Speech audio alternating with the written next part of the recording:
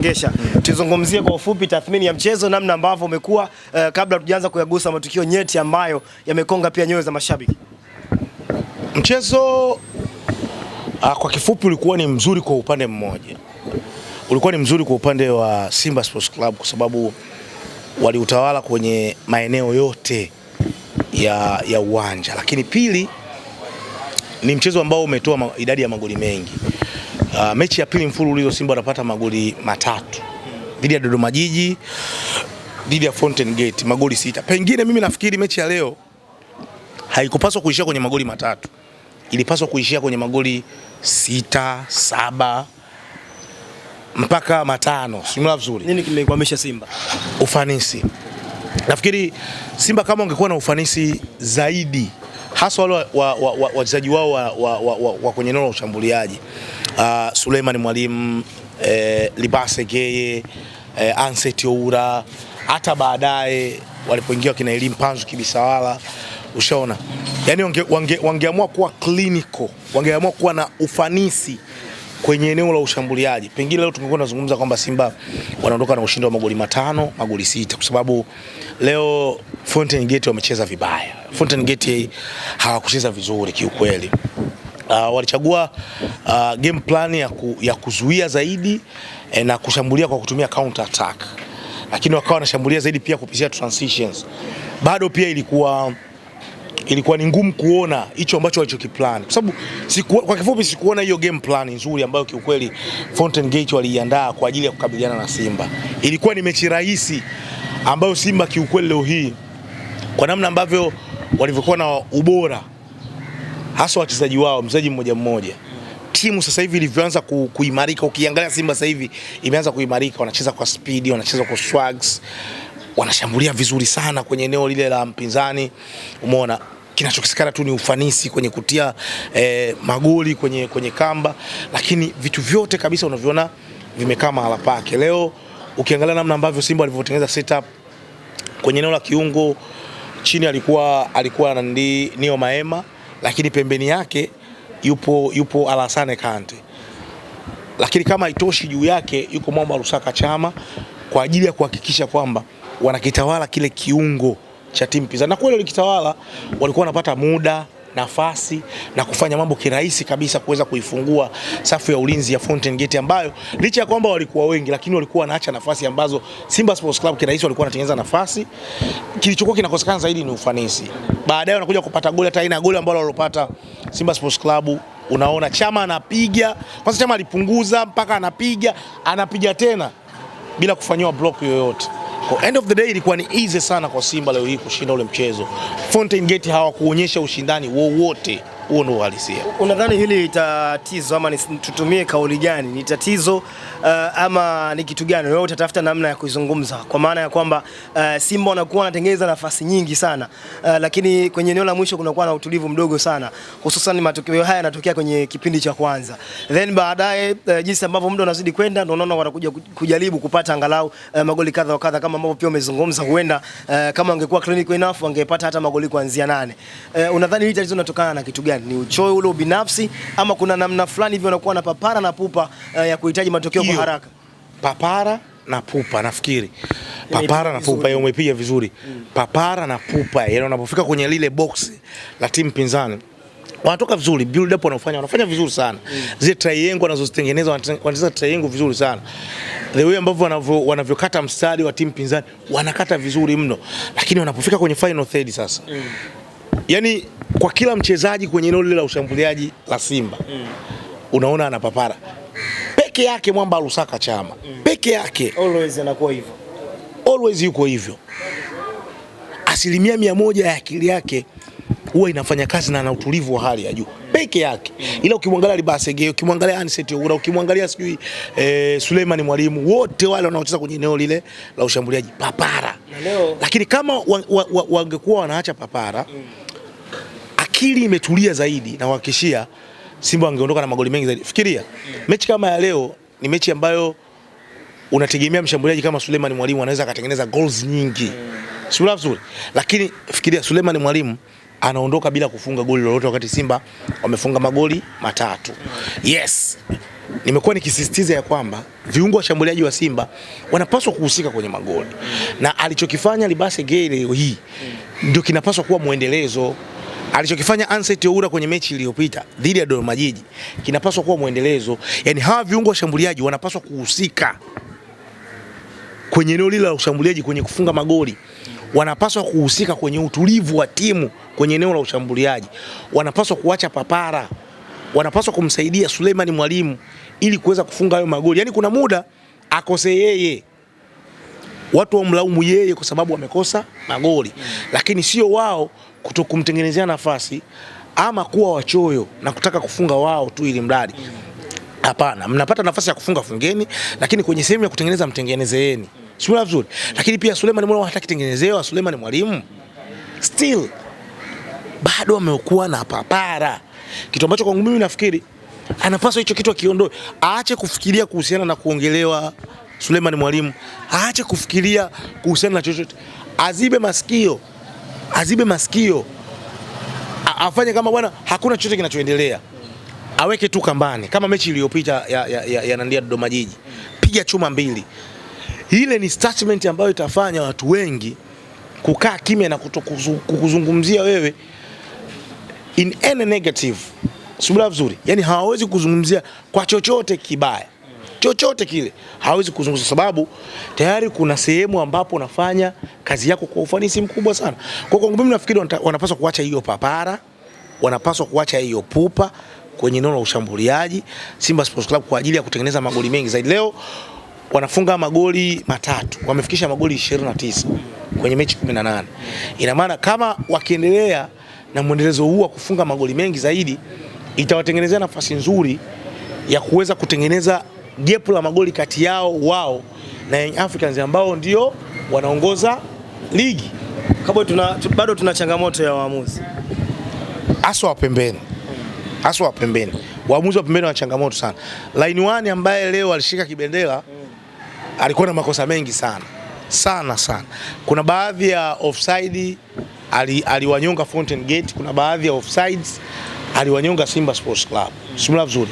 Mwamuzi wa pembeni line 1 hakuwa na maamuzi mazuri. Waamuzi wa pembeni kwenye upande wa offside wanakosea, wana matatizo na wanapaswa kujirekebisha. Yeah. Moja kwa moja. Bila shaka yote, huo ndio uhalisia. Yaani wanapaswa kujirekebisha 100%. Kama kuna kipindi fulani hivi miaka 3 nyuma tulizungumza tukawa tunaona kweli kwamba Young Africans hakuna wa kuizuia.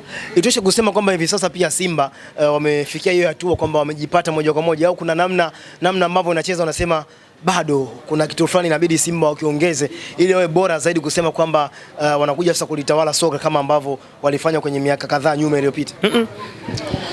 Kama umeangalia mechi hizi mbili Simba kuna kitu kimebadilika. Wanacheza kwa spidi, wanacheza kwa swags, ila wanakosa ufanisi kwenye lango la mpinzani. Yaani wangefunga magoli mengi zaidi wanavyotaka kwa sababu wamebadilisha style ya kucheza. Ujue Simba walikuwa wanatoka nyuma slow kwenye ile build up phase ya kwanza. Kwenye phase ya pili pia walikuwa wapo slow. Kwenye phase ya tatu pia walikuwa wapo slow. Lakini hivi sasa kuanzia phase ya pili kwenye eneo la kiungo, kama umwafuatilia vizuri Simba, kwenda mpaka kwenye phase ya tatu, Simba Sports Club wameonekana kuwa na speed zaidi, wameongeza speed. Lakini pili, hata mafullback wa Simba, kuanzia Nixon Kibabage, muangalie Shomari Kapombe, leo nimemuona bwana mdogo Duchu na yeye wanajitahidi sana kuingia ndani, kufanya mikimbio ya ndani, wanajitahidi sana kupiga crosses ambazo kiuhalisia kama kuna ufanisi kwa asilimia angalau 90. Sasa hivi tungekuwa tunazungumza mengine. Kwa hiyo ukiangalia sasa hivi Simba itakuwa ni ngumu sana kuweza kuwafunga kwa sababu ya kitu hichi kimoja. Simba Sports Club wamebadilika kiuchezaji. Angalia wakipoteza mpira kwa haraka wamekuwa wakireact kwenda kufanya nini? Kwenda kukaba. Sijui mla vizuri. Wamekuwa na ile haraka ya kwenda kukaba haraka, wanarudisha mpira, wanasema ball recovery. Wanarudisha mpira kwa haraka then wanaanza kukushambulia. Hata wachezaji baadhi ambao walikuwa na jogging kuna muda, mtu kama Chama, kuna muda tu muelewi hivi, lakini hivi sasa kama unamwangalia Chama unaona kabisa kuna improvement. hata ule ufanisi kwenye kukimbia na matukio unaona wanafanya kwa kiasi kikubwa sana. Kwa hiyo kiuchezaji Simba wamebadilika kiasi ambacho watazipa timu nyingi hapa katikati hizi zenye level ya kati ugumu kiukweli. Lakini eneo moja tu ambalo mimi nafikiri Simba wanapaswa kuliboresha kwa hali na mali, eneo la ushambuliaji. Kwa maana yule ambaye ameenda under 20 ndio changamoto nini? Yule sasa ana ubora wake. Unadhani angekuepo kwa namna ambayo Simba anatengeneza nafasi? Yes. Tungezungumzia tunamhesabia kwa top scorer. Ya kabisa. Serious. Mimi nakwambia kwa Jonathan Soa kama anakuepo kwa nafasi ambazo anazotengeneza Simba Sports Club. Kwa nafasi anazotengeneza Simba. Sasa uko tunazungumza mengine. Ana mapungufu yake ya kinidhamu, ana changamoto zake, lakini when it comes kwenye kuscore magoli, kuconvert nafasi kuwa magoli, Jonathan Soa ni the best. Simula vizuri. Kwa kwangu mimi nafikiri kwa aina ya nafasi zinazotengenezwa Simba, wanampata mshambuliaji ambaye ana ufanisi angalau 90%. Kaka, kuna eneo Simba wangekuwa ni untouchable. Yaani wangekuwa nagawa dozi nene tu. 4-5 4-5-6. Tena kutana hizi timu zenye level ya kati ambazo kiuhalisia ukiangalia zinacheza kawaida mno. Kwa mfano kama Fountain Gate leo wamecheza kawaida mno kiasi ambacho Simba Sports Club walikuwa tu wanahitaji kutengeneza nafasi na kufunga, kutengeneza nafasi na kufunga. Anakuepo mnyama Jonathan Soa. Alafu kwenye ubora wake, trust me. Sasa tunazungumzia goals 12, 13 ndio top scorer. Lakini fikiria Suleiman Mwalimu zinatengenezwa nafasi mechi rahisi kama hizi afungi, kaishia kwenye goals 6. Ndio maana huwezi kushangaa kumuona Ngoi wa Ngoi Fabrice kutoka Namungo ndio top scorer na magoli 8. Sasa kama unacheza timu kubwa, kwani Gomez hajamkuta bwana? Hajamkuta Ngoi wa Ngoi anacheza Namungo. Tuongee ukweli. Namungo kama Namungo. Namungo kama Namungo. Ni timu yenye level ya kati. Of course. Hawatengenezi nafasi kama wanavyotengeneza Simba Sports Club. Tutamuona sasa Ngoi wa Ngoi ndio kituo kinachofuata kwa Simba. Tunakwambia sasa wewe fikiria Ngoi wa Ngoi ana magoli 8 yuko na Mungu. Subira vizuri. Yeah. Mshambuliaji kiongozi wa Simba ana magoli 6. Mshambuliaji kiongozi wa Yanga ana magoli 6 na 7. Ni Prince Dube, si ndio? Kuna eneo wa Azam FC na magoli 4. Jafet Kitamba nani Jean Gita ndo ana magoli 4. Faisal Salum Kiungo ndo ana magoli mangapi? Ana magoli 7 naye. Subira vizuri.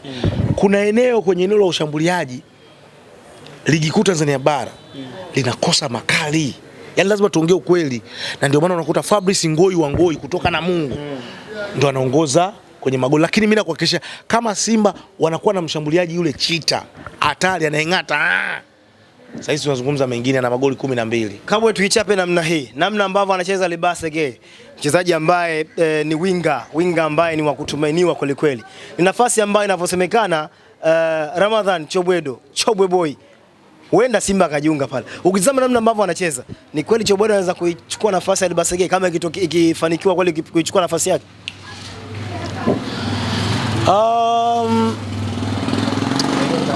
Tuongee ukweli. Rama, tuongee ukweli. Yani tukiwa wa kweli kabisa, hatupaswi kumpa pressure Chobwedo. Hatupaswi kumpa pressure. Hatupaswi kabisa kumpa pressure. Yani kwa maana ya kwamba hajaingia tu Simba tayari tushaanza kumpambanisha na Libase Gay. Shida ya Chobwedo bado hajacheza timu kubwa. Tuzungumzie ubora wa Chobwedo namna ambavyo amecheza. Ana potential.